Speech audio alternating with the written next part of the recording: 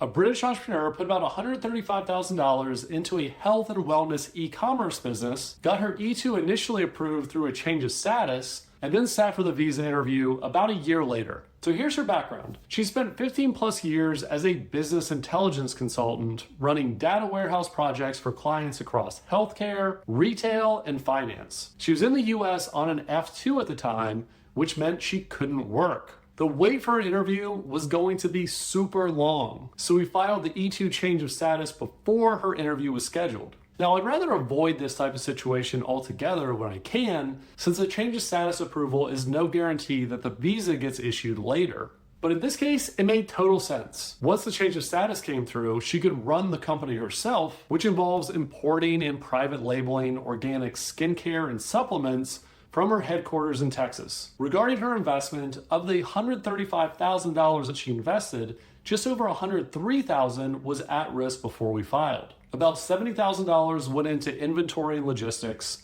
$14,000 in labeling and printing equipment, $11,000 in warehouse and office setup, and $8,000 in legal fees. Another $32,000 sat in cash reserves. The business plan called for 3 employees in the first year, growing to 7 by year 5. So when she finally sat for the interview, she wasn't just describing a plan. She was able to talk about a company that had been running for about a year. Fortunately, the visa came back approved. Now, I'm really glad that my client was able to use this strategy to enable her to run her company without first waiting months for the interview. And I certainly hope this example was helpful, but please keep in mind this is just one example of how an E-2 can work, not specific advice or a model to follow, since every case has its own factors to navigate.